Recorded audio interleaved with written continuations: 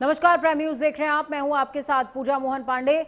बड़ी अपडेट सामने आ रही है। अयोध्या से राम मंदिर चढ़ावा चोरी मामले में बड़ा खुलासा हुआ है। आरोपियों के मोबाइल फोन से डिलीट डेटा रिकवर हो रहा है। रिकवर डेटा में 1 साल पुराने चैट्स भी मिले हैं। 2 करोड़ रुपए से ज्यादा की कथित चोरी के सुराग मिल रहे हैं। रकम बंटवारे में आरोपियों के बीच विवाद के संकेत भी मिले हैं।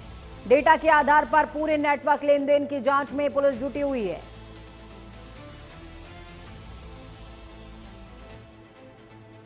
तो ये बड़ी अपडेट आपको बता रहे हैं। डेटा के आधार पर पूरे नेटवर्क और लेन देन की जांच में पुलिस विभाग जुटा हुआ है। बड़ा खुलासा।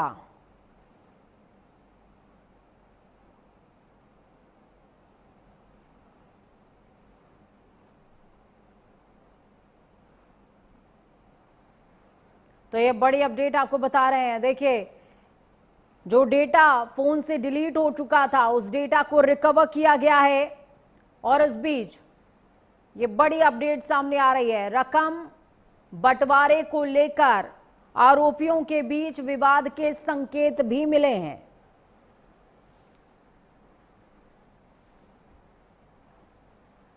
आरोपियों के मोबाइल से डिलीट डेटा रिकवर किया गया है। रिकवर डेटा में 1 साल पुराने चैट्स भी बरामद हुए हैं, मिले हैं और इन चैट्स की अब जांच की जा रही है। चैट्स के आधार पर 2 करोड़ रुपए तक के घोटाले का सीधा उजागर हुआ है। साक्ष्य जुटने शुरू हो गए हैं। पूरे नेटवर्क और लेन देन की जांच की जा रही है।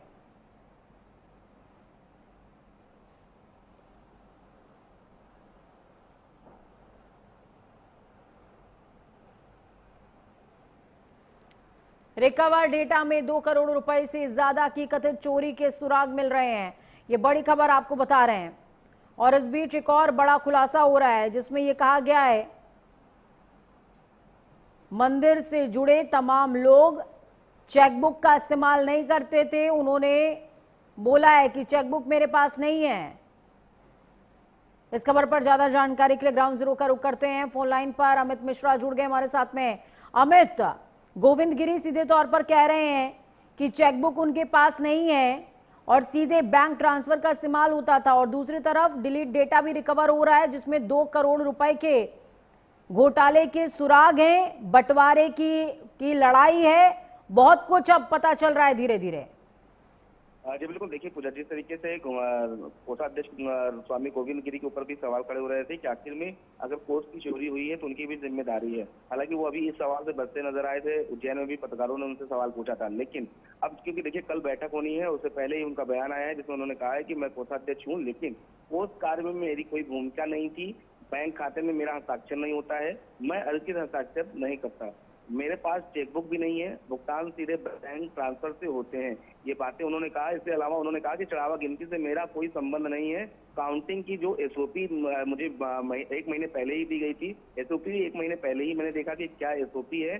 स्थानीय निवासियों की भूमिका पर भी गोविंद गिरी ने सवाल खड़े किए हैं। तो कहा जा सकता है कि जिस तरीके से गोविंद गिरी पर सवाल खड़े हो रहे थे कि आखिर में किसी भी जगह की कोष की चोरी हुई है तो उसमें बड़ी जवाबदेही कोषाध्यक्ष की है, लेकिन वो कहीं ना कहीं इससे पल्ला झाड़ते नजर आ रहे हैं और उन्होंने अब जाकर के अपनी चुप्पी तोड़ी है और ये बयान दिया है। वहीं दूसरी ओर अगर बात करें तो अयोध्या राम मंदिर चढ़ावा चोरी मामले में लगातार खुलासे हो रहे हैं, जिसमें ये पुलिस ने आरोपी के मोबाइल से जो डिलीट डेटा है, क्योंकि जैसे ही इस बात की चर्चाएं तेजी उसके बाद से डेटा जो है वो डिलीट करना शुरू कर दिया गया था, जिसको रिकवर किया गया है। रिकवर डेटा में 1 साल पुराने चैट मिले हैं, जिसमें सूत्रों के मुताबिक मोबाइल चैट से 2 करोड़ रुपए से अधिक की कथित चोरी के सुराग मिले हैं। और इसमें एक बड़ी बात और निकल करके आई है कि कथित बंटवारे को लेकर जो रकम थी उसमें कहीं ना कहीं आरोपियों के बीच विवाद के संकेत सामने आए हैं कि विवाद हुआ था और उसी के बाद ये बात बढ़ी है।